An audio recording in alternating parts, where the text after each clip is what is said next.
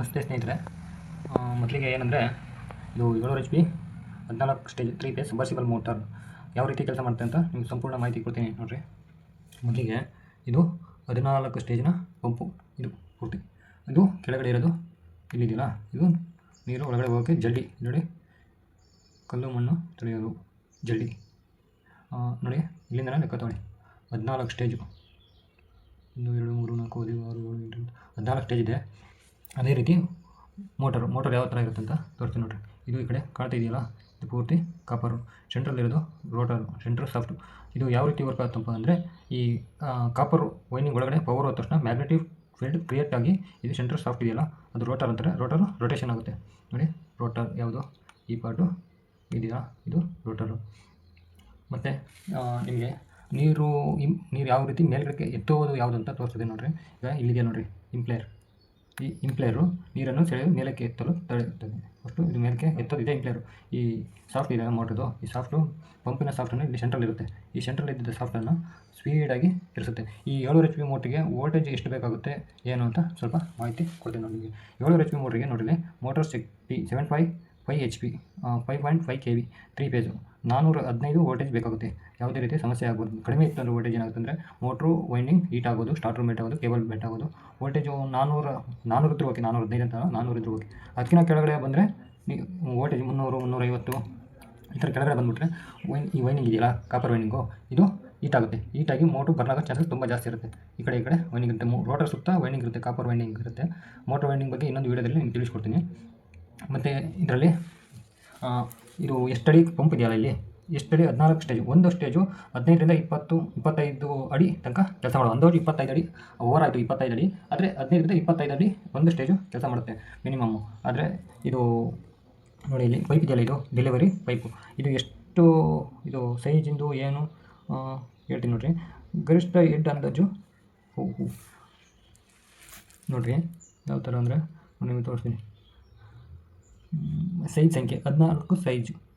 Voltage 415 voltage minimum ಇರಬೇಕು. ಅಷ್ಟಿದ್ರೆ ತಡೆಯುತ್ತೆ ಅಂತ ಹೇಳ್ತಾರೆ. ಆಮೇಲೆ ಪೈಪ್ ಹೆಡ್ ಅಂದಾಜು ಆಳ 250ರಿಂದ 350 ಅಡಿ ತನಕ ಬಿಡಬಹುದು. ಮತ್ತು ಕರೆಂಟ್ ಅಂದಾಜು, ಕರೆಂಟು 10ರಿಂದ 14 ಆಂಪ್ಸು. RPM 2800 ಸ್ಪೀಡ್ ಬರುತ್ತೆ RPM. ಮತ್ತು ಕೇಬಲ್ ಉದ್ದ 3 ಕೋರ್ ಕೇಬಲ್, ಸ್ಟ್ಯಾಂಡರ್ಡ್ 3 ಮೀಟ್ರ್ ಅಥವಾ ಓಕೆ. ಈ ಬಳಕೆ ಅಂತ ಬಂದಾಗ ಮನೆಗೆ, ಕೃಷಿಗೆ, ತೋಟಗಳಿಗೆ ಒದಗಿಸಲು ಸೂಕ್ತ ಅಂತ, ಕೈಗಾರಿಕೆಗಳಿಗೆ ಉಪಯುಕ್ತ ಅಂತ ಇದೆ. ಮತ್ತು ಮೋಟ್ರು ಹಾಳಾಗಬಾರ್ದು ಅಂದರೆ ಫಸ್ಟ್ ಸ್ಟಾರ್ಟಿಂಗ್ ತಗೊಂಡಾಗ ಯಾವ ರೀತಿ ಇದು ಮಾಡಬೇಕಂದ್ರೆ ಗಮನಿಸಬೇಕು. ಮೋಟರನ್ನು ನೀರಲ್ಲಿ ಮುಳುಗಿಸಿ ಇಡಬೇಕು. ಡ್ರೈ ರನ್ ಆಗಬಾರ್ದು. ಯಾವಾಗಲೂ ಮೋಟ್ರು ಡ್ರೈ ರನ್ ಆಗಬಾರ್ದು. ಮೋಟರ್ ಡ್ರೈ ರನ್ ಆಯ್ತು ಅಂದರೆ ಮೋಟರ್ ಸುಡೋ ಚಾನ್ಸ್ ಜಾಸ್ತಿ ಇರುತ್ತೆ.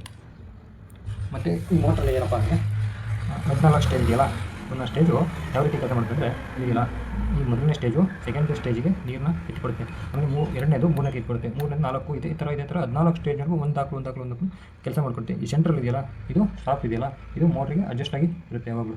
ಈ ಸಾಫ್ಟ್ ಇದೆ, ಈ ಮೋಟ್ರಲ್ಲಿ ಇದೆಯಲ್ಲ, ಇಲ್ಲಿ ಸಾಫ್ಟು ಮೇಲ್ಗಡೆ, ಮೋಟ್ರಿಂದ ಸಾಫ್ಟು ಮೇಲ್ಗಡೆ ರೋಟರಿಂದ ಟಚ್ ಆಗಿ ಮೇಲ್ಗಡೆ ಬಂದಿರುತ್ತೆ. ಇವಾಗ ಇಲ್ಲಿ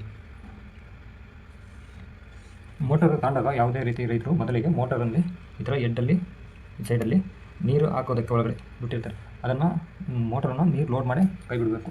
ಇಲ್ಲಾಂದರೆ ವೈಂಡಿಂಗ್ ಬರ್ನ್ ಆಗೋ ಚಾನ್ಸಸ್ ಜಾಸ್ತಿ ಇರುತ್ತೆ. ಈ ಕಡೆ ಇದೆಯಲ್ಲ, ಇದು ನೋಡಿ, ಮತ್ತೆ ಹೇಳ್ತಾ ಇದ್ದೀನಿ ಕೇಳಿ. ಮೋಟರಲ್ಲಿ ಯಾವುದೇ ರೈತರು ತಗೋಬೇಕಾದ್ರೆ, ಹೊಸ ಮೋಟ್ರ್ ತಗೊಂಡಾಗ ಇಲ್ಲಿ ಮೇಲ್ಗಡೆ ಒಂದು ನಟ್ಟು ನೀರು ಹಾಕೋಕ್ಕೆ ಬಿಟ್ಟಿರ್ತಾರೆ. ಅದನ್ನು ಓಪನ್ ಮಾಡಿ ನೀರು ಹಾಕಿ ಒಳಗಡೆ ಬಿಡಬೇಕು. ಡ್ರೈ ರನ್ ಆದರೆ ಮೋಟ್ರು ಸುಟ್ಟೋಗುತ್ತೆ. ಮತ್ತು ಇನ್ನೊಂದು ಸಲ ಹೇಳ್ತೀನಿ ಕೇಳಿ.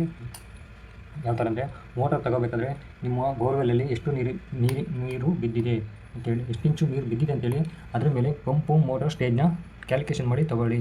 ಅದು ಬಿಟ್ಟು ನೀವು ನೀರು ಕಡಿಮೆ ಬಿದ್ದಿರುತ್ತೆ, ಮೋಟ್ರು ದೊಡ್ಡ ಮೋಟ್ರ್ ಹಾಕಿದ್ರೆ ನೀರೇನು ಮಾಡುತ್ತೆ, ಇರೋ ನೀರನ್ನೆಲ್ಲ ತೆಗೆದು ಹೊರಗಡೆ ಎಷ್ಟು ಬಿಡುತ್ತೆ. ಆಮೇಲೆ ಡ್ರೈ ರನ್ ಆಗುತ್ತೆ, ಮೋಟ್ರು ಸುಡೋ ಚಾನ್ಸಸ್ ಜಾಸ್ತಿ ಇರುತ್ತೆ. ಮತ್ತು ಮೋಟ್ರುಗಳನ್ನ ಅಂಗಡಿ ತಗೊಂಡೋದ್ರೆ ವಾಪಸ್ ಬಿಡಿಸ್ಕೊಳ್ಳೋಲ್ಲ ಯಾವುದೇ ರೀತಿ.